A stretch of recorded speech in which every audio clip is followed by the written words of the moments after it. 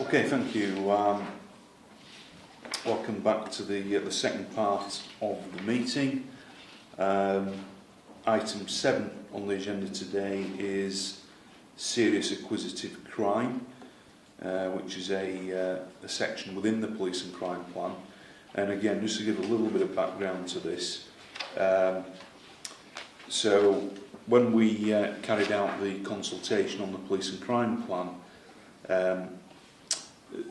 burglary sits within this, but burglary is actually a priority within its own right because of the impact and concern that the public have around burglary. But the term serious acquisitive crime is a term not only used to cover domestic burglary, but it also covers theft of a motor vehicle, theft from motor vehicles and robbery. So clearly a really important area for police and community safety generally. In October, I'm aware that by way of an example, for example, in Keighley, they did coordinate a week-long operation against suspected burglaries, which resulted in 20 arrests and 10 charges. So that's just one example of a sort of a push on burglary in a particular part of West Yorkshire. And we've carried out weapons amnesties, which helps to contribute in getting dangerous knives, guns, etc. Off the streets. And I know in neighbourhood policing, crimes like burglary and theft are being sort of addressed through what's called predictive policing, and I know an app has been developed for use on handheld devices for officers to try and target certain activity at certain times of the day. And then things like Neighbourhood Watch, really important in how we work with communities, Business Watch, Rural Watch, and these are various initiatives that have received funding from the Safer Communities Fund and other funding streams as well. So that's by way of a background, and clearly, given the sort of the outset of the meeting when we talked about violent crime, this is something that is very much on the radar. Okay, again, by way of introduction, the 4 categories that feed into serious acquisitive crime have been fairly consistent over the last few years until, of course, last April, when burglary residential was redefined, so we know that's had an impact on some of the figures. Having said that, what I would just like to do in terms of context is remind everybody that the environment in which these offences are committed can be fairly volatile. So, for example, it can be significantly impacted upon by what organised criminality is taking place, particularly cross-border. It can be significantly impacted upon by things like the prison population, and in particular, times when prolific offenders in particular may get released from prison. It can be impacted upon by what partnership support we might be getting at a moment in time. And it can also be impacted upon by things such as market factors, i.e., is there a market for the stolen property or isn't there? And of course, there are several places within communities where dealing with stolen property, dealing with stolen goods could almost be viewed as being entrepreneurial as opposed to criminal. So there are a number of things that we do have to think about when we are trying to tackle some of these issues. Having said that, we'll go through each of the categories via Catherine and talk through some of the things that we've reported on to you before around reporting, around crime data integrity and making sure that we are categorising things correctly, where we see actual increases and where we also recognise that there's some additional work to do. Thank you. Catherine. Yeah, okay.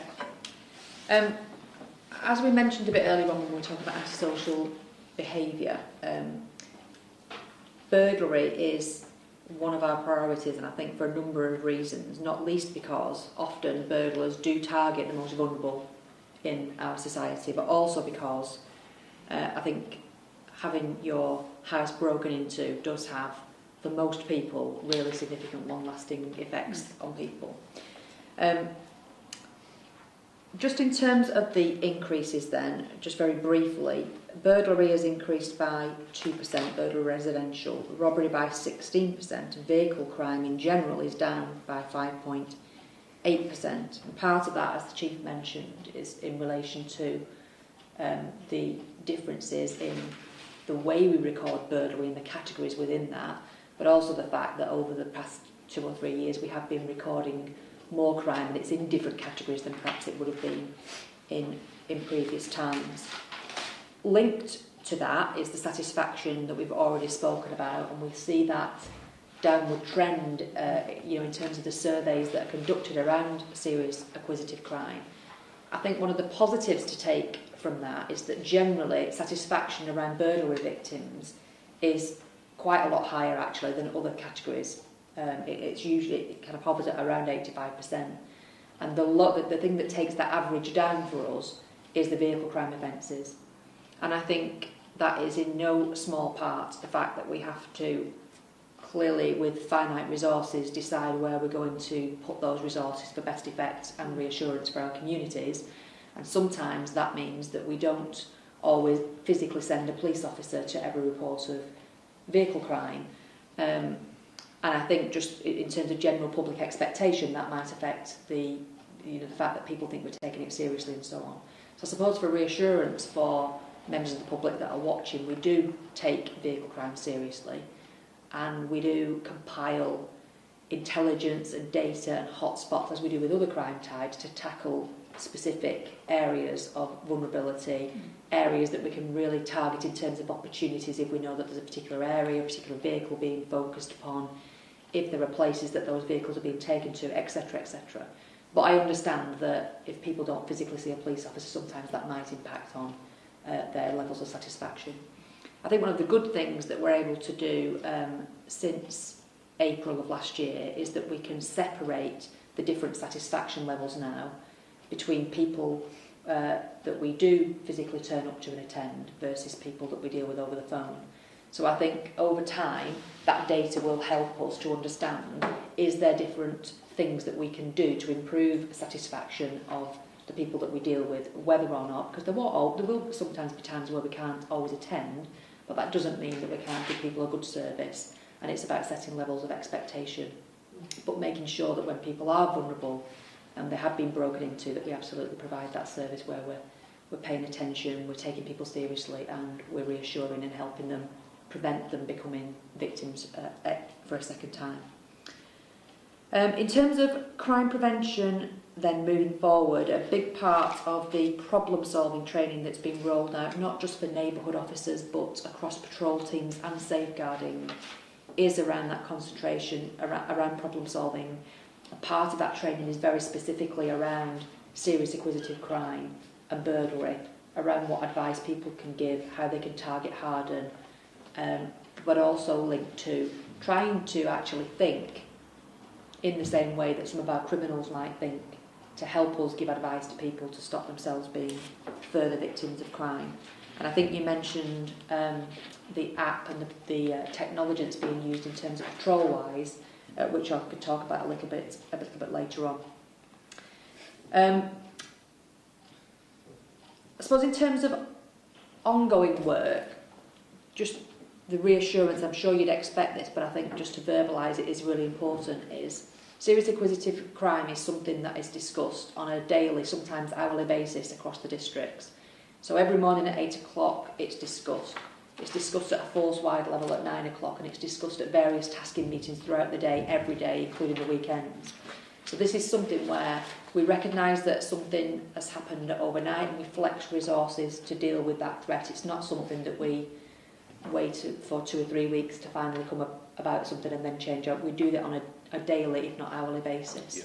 So just some reassurance around that. And then more longer term, we look at our most similar groups in terms of how they're performing in terms of numbers and outcomes. We look for best practice, not just within force, but also within those other forces. We're doing work at the moment with the investigations review with other forces in the region, but also in our most similar groups, to see if there's anything that we can learn from them in terms of improving our outcome rates for serious acquisitive crime, especially burglary. And we do, via the local policing governance board and the local accountability meetings, share good practice when we've got it, and Patrol-Wise is a really good example of that, I think, in terms of how we've utilised it at Bradford for particular issues around burglary, but then how we're then trying to look at whether we can use it for different crime types and whether it has the same impact for different crime types or not. Because again, like I say, there are certain things where it's shown us that it doesn't perhaps work as well, and that's just as important to know rather than just have a blanket response and roll it out for every crime type. The investigations review that's ongoing since the HMIC report probably 12 months ago, and the continuing work around that has a really big link into investigations and serious acquisitive crime, amongst other things. But essentially, that real golden hour opportunity for us to make a good impact on the victim in terms of getting there in a timely manner, making sure that we secure all the evidence that we should be securing, making sure we reassure people and target hardened areas that we can do, but then also linking into providing a really good investigation, moving through the journey of that crime, which includes keeping the victim up to date when we need to, and there's any significant differences that happen across the life cycle of that crime. So I've not gone into each specific. I can do if you want me to in each specific, but I think the report itself kind of gives you the brief highlights of the different things within each specific area. But I think those are the kind of headlines for me that come out of that report. I think just by way of example, Commissioner, and I know you've been to one of our morning pace-setter meetings, but for example this morning, just to kind of highlight the fact that we're constantly looking at what is the intelligence picture telling us. Just in Leeds alone, without going into too much detail, we talked about a particular burglary residential trend that was happening in one particular part of Leeds that we picked up straight away today. And secondly, a particular type of theft of a particular type of motor vehicle within Leeds. So straight away, we start to really analyse what is the information and intelligence telling us, so that we can then direct resources to try and intercept and intervene. And that's one of the reasons why we have a lot of success in terms of arrests. Of course, part of the challenge is arresting a criminal is one thing, trying to stop their behaviour is another. Yeah, no, I mean that is reassuring in terms of the analysis, the process, the daily, hourly sort of work that goes on. So thanks for that, and it's important to know that. Just in relation to burglary, I mean, clearly the rate of increase has reduced, which is good. Yes. But in terms of overall number, the overall numbers are still going up. So in terms of the new neighbourhood policing model, you probably already sort of touched on some of it, but can you just give us a bit more of a flavour around how we will try to address that? Yeah, so I think there's probably that really mature model around victim offender location, which the neighbourhood officers will utilise from a policing point of view, but also from a partnership point of view. So it's really key function of the neighbourhood officers and the PCSOs to look at when people are unfortunate enough to be victims of crime, that they are the people that look at those trends, that they are speaking to people, that they're giving them reassurance, advice, trying to target hard and all the things that I've already mentioned. And we can be proactive about that as well, because there is technology to tell us where we can predict, like you said, that certain things might happen as a result of things that have already happened, and we'll be on the front foot with that. So we need people to work with us to try and reduce the chance of them being victims of crime. So that's one key part of the neighbourhood work moving forward. There's also an element of problem solving around specific locations. There's a very clear link into early intervention and prevention with schools and partners, just so that we can try to understand by overlaying different types of data what young people might be just on the periphery of this, that we can perhaps intervene with, perhaps not even the police, but other people, to try and steer them away from this kind of level of criminality in the future. But one of the things that I've been really clear with the neighbourhood teams about is that it is also really incumbent on them to understand who are the people that are offending in their area. So I think sometimes people have a view of neighbourhood policing that is perhaps a bit more of an old-fashioned view of our neighbourhood policing, which is about, it's the niceties of being known in a community, and it is, of course it is. It's about being that visible and local face in your community who people can turn to, trust, speak to, tell, what we want people to come and speak to us about things, but we also want people to come and tell us if they know who's doing these particular things in an area, because then we can do something about it.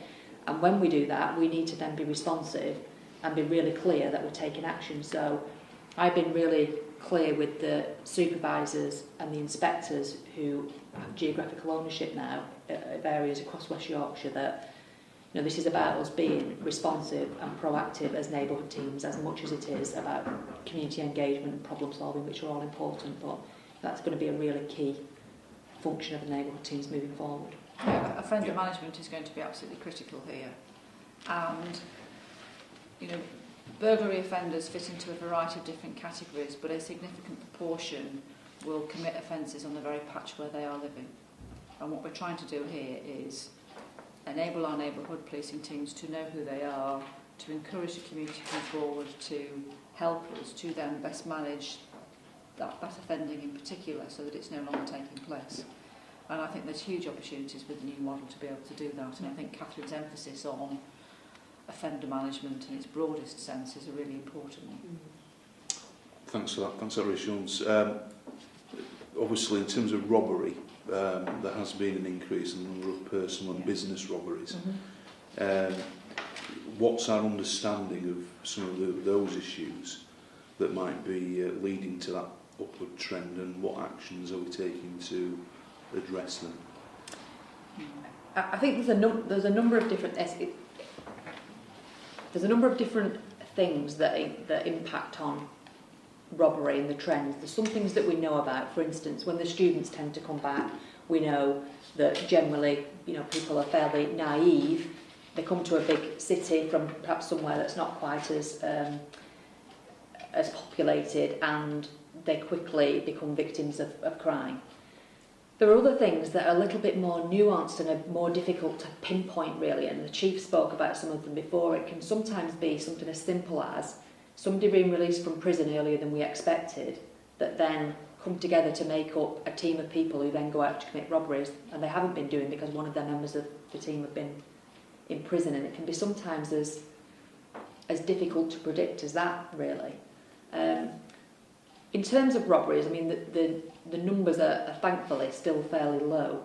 And in terms of the commercial and the business robberies, we do discuss those on a daily basis, but we have, in terms of protective services crime, generally an oversight from them in terms of they're generally much more organised criminals that commit that kind of crime and require different tactics than perhaps our neighbourhood teams might be able to employ.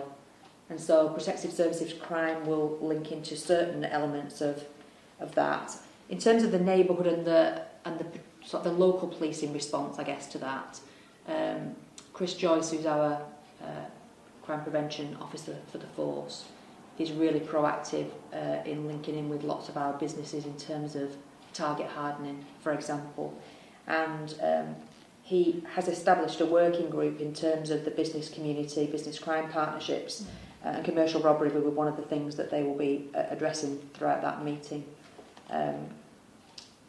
There's also sorry, Karen, does that include working with car manufacturers around? So, for example, in the news last week, I know my colleagues, David Jameson in the West Midlands, I know he held an event with car manufacturers. So I mean, they've got a number of plants in that part of the world anyway.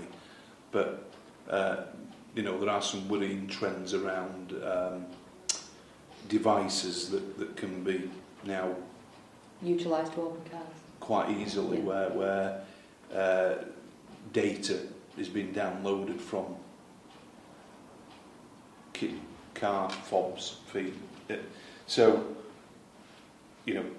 again, it's what we can do with sort of manufacturers in that case Yeah, to do more to prevent that sort of thing happening in the first place. So those kind of conversations are taking place nationally. Yeah. And that's obviously in relation to the vehicle crime.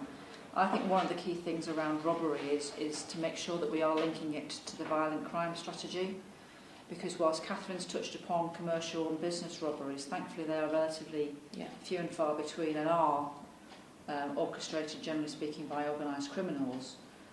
Part of the reason for some of the rise of some of our figures is it's young people amongst young people.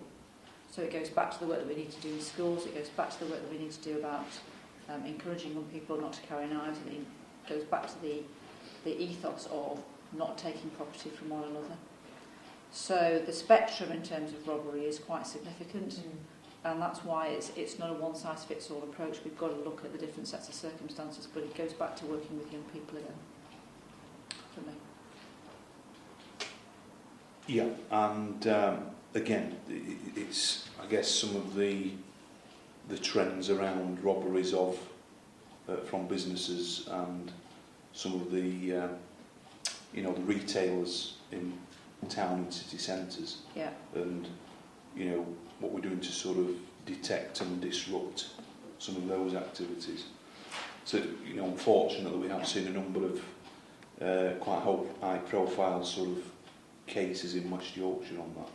And that's about dealing and trying to tackle those very, very well organised gangs through intelligence-led policing, through the evidence that we can capture, through working with other law enforcement agencies and also other forces, because quite often the kinds of cases that we're talking about at this very extreme end are right the way across the north of England or indeed beyond. So it's about working together. And we have had some significant successes which have been well publicised about being able to take down some of these particular groups. But of course, unfortunately, at the moment, there are one or two others that we still need to deal with. Okay.